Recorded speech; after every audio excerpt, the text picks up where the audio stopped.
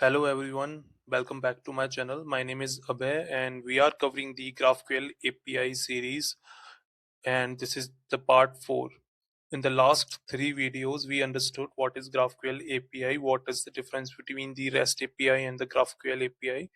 Then we understood like how we can create the GraphQL API from the scratch using the HotChocolate package. Then we understood like how we can create the query and how we can write the mutation and everything. Okay, like how we can update the program.cs just to include any class as a GraphQL query. Okay, so all these we saw. Okay, so overall like this is the structure which we learned in the last 3 videos. Even we also saw the example where we define the method in the different class, and in for that class as well we want to treat that class as a GraphQL query. So how we did that, like in the program.cs we added that at type extension, and in the class like we added extension object type. Okay, so those are the keywords which I mentioned in the last video.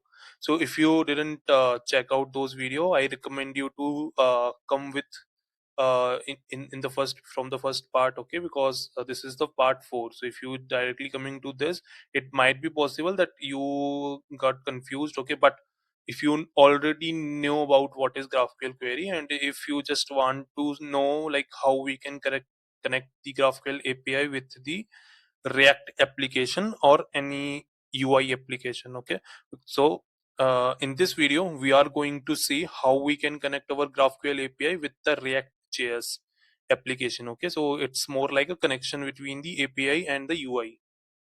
So before starting this session, I am requesting you all guys to subscribe my channel. I am hoping at least 1,000 subscriber this year. And if you like my content, then please like the video, which video you want. Okay, like which you think like that is useful. Okay, so you can like those videos, and if you have any doubt or if you have any feedback, you can comment on my video. Okay, I will try to reply on that. And if you want some other topics meet to cover, okay, like then I will cover those topics as well. Okay, so yeah, let's start and let's understand how we can connect the GraphQL API with the UI.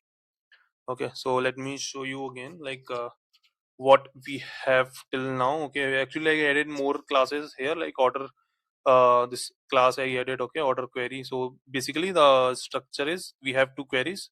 One is user query and one is order query. Okay, so user query is returning the user information and order query is returning the order information. Okay, and what kind of a data we are returning, we like this is just a sample data which I write it here. Okay, like it is containing the name, email of that particular user and whether their status is active or inactive, like that we just write it down. And in the order part we just also write it some dummy data. Okay, like in this method like we just added this and we are returning only this kind of a data, like it's a product data. Okay, order data, so we just write it down what is product name, quantity, price, when it was ordered. Okay, so like who ordered that data. Okay, so like that way like we just put it some sample data so that we will reflect this in our UI. Okay, because we are going to pass that. Okay, so this is a small structure. Okay, these are the two queries, and this is the base query. Okay, this is the base query, then these two are the extension type of those. And the program.cs we followed this structure. Okay, and this is the base query. Then we have query one, which is different but not useful. Then we have these user query and the auto query. Okay, these two we are going to use. So if you know already like how we can run those queries from the playground, okay, let me show you like how we can. If you are clear on that part, then it will not be that much tough to implement the same in the React JS. Okay, so this query is returning the order data. Okay, it is returning whatever the sample data we have in our API. Okay, so this is first like to test like we need to run the API. Okay, like the way I run it, and it open the local host. Okay, next now what we can do, we can run the React app. Okay, so I already created a React app. Okay, because this in this video series I am not going to teach you like how we can create the React app, but I already created it, okay, using the GitHub Copilot, not GitHub Copilot, and simple Copilot. Okay, so I created this, and let's run this and see what kind of a data we are seeing. Okay, first let's see what kind of a UI screens we are seeing. Then we will understand how it is connected. Okay, with the API. Okay, it is running, and if you see, it is loading the data, it is loading the user page, it is loading the order page. Okay, if you see here, we have the product as a laptop, mouse, keyboard. Okay, and here as well, like if you see, it is containing the laptop, then we have the mouse, then we have the keyboard. So all the details that we have here, we are showing in the UI. Okay, like this is my UI application, React application. Okay, and this is reading it from the GraphQL. Okay, this the similar endpoint it is reading. Okay, let's understand like how this is reflecting the data of this GraphQL query. Okay, in the code, let's understand like how, if you want to add any GraphQL, how you can add that. Okay, so first of all, definitely like we require the endpoint. Okay, and what is the endpoint here? Endpoint is this. Okay, this is the endpoint right now, but if you deploy this application, then endpoint will be changed.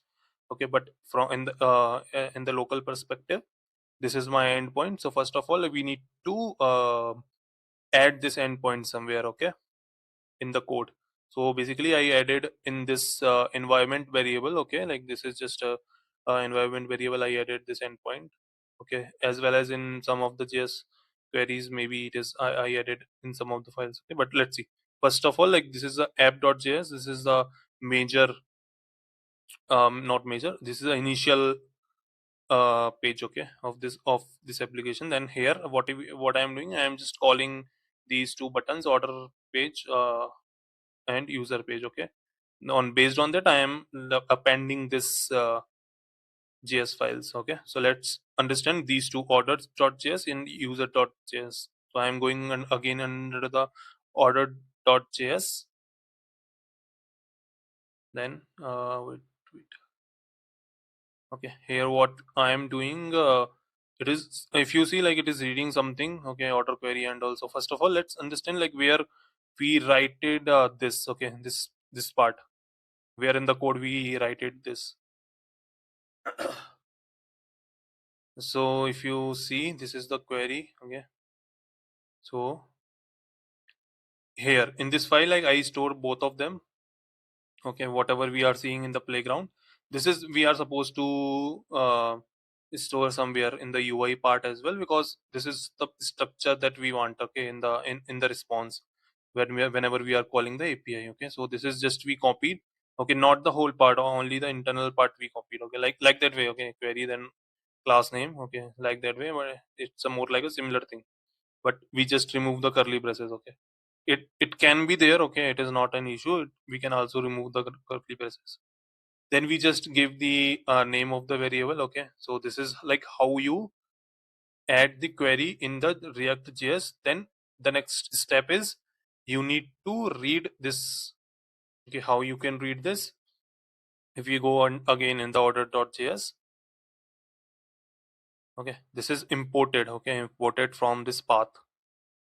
This is the path, right? Query.js. So we are reading it, and we are passing under this fetch GraphQL. So this fetch GraphQL is our main method. Okay, this is the main thing which I write or Copilot write. Okay, so this is a fetch GraphQL.js. This is the one file which can help me to fetch all the GraphQL data. Okay, it is not like this is a common method which I can use across the application. Okay, so what it is accepting, it is just it's accepting like what query you want to run. Okay, whether it can be a GraphQL, sorry, user query, or order query. Okay, what kind of a data you require. Okay, so whenever you are calling this method, you need to pass the query. Then all the settings is written here. Okay, you are reading the GraphQL endpoint, as well as like I write it this localhost here. Okay, but generally like it is reading from the environment variable which I show you na environment file. Okay, so it is reading from there. Okay, then it is what it is doing, it is using the fetch, okay, to call that. Okay, let me see, where is that fetch? This one. Okay, so this is the way like how we generally fetch the API from the React. Okay, it can be a REST API or it can be a GraphQL API. Okay, but in case of a GraphQL API, what we need to pass, we need to first pass the URL, which is our local host slash GraphQL. Okay, which we are passing here in the URL section. Then this is the post call, because in every GraphQL query, like every call is a post call. Okay, like there is no concept of a get call or a post call. Every call is a post call. That is also you need to remember, every call is a post call here. Okay, but generally like we, for any kind of a fetch the data or any kind of a selected data, like we use the queries, and for any write operations we use the mutations. Okay, but let me come back to this code.